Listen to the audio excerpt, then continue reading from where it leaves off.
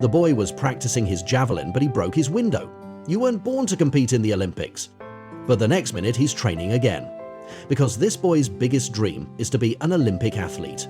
The metal box in which his mother kept his trophies was filled with broken glasses. His father finally couldn't stand his antics. He took him to a construction site to paint walls, but a ski slope next to the construction site attracted Eddie's attention. From then on, Eddie fell in love with skiing. The house was filled with medals and trophies, but he didn't make it to the Olympics.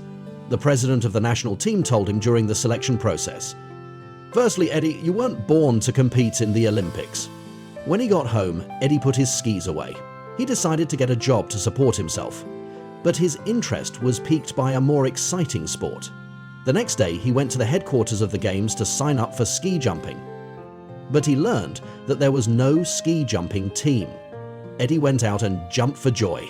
When he got home, he started packing and told his parents, "I'm going to be an Olympic ski jumper."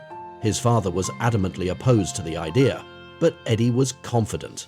He went to the ski jump, he saw the steep course in front of him and the standard of the competitors. He couldn't wait to get into the ring. At night, he had nowhere to go, so he went to sleep in a pub storeroom. Early the next morning, the bar owner's wife found him. She allowed him to stay the night, but he had to help out at the bar. He was so excited that he stepped onto the 15-meter platform. He slid down with ease. What's so hard about it? And then, with his confidence skyrocketing, he climbed the steeper 40-meter platform.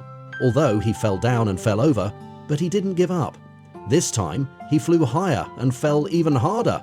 Once, twice, 3 times, 4, 5, 6, 7, 8 times.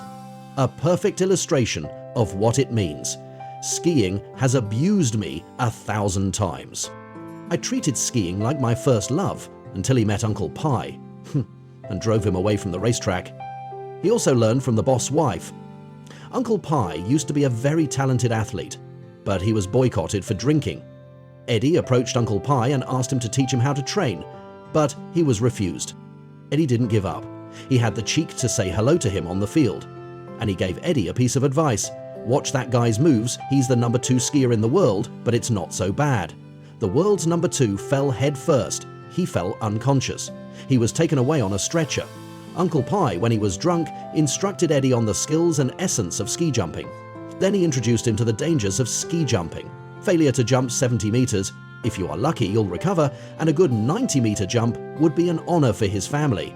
If you don't do well, you'll have a full banquet. After that, Uncle Pi climbed onto the 90-meter platform.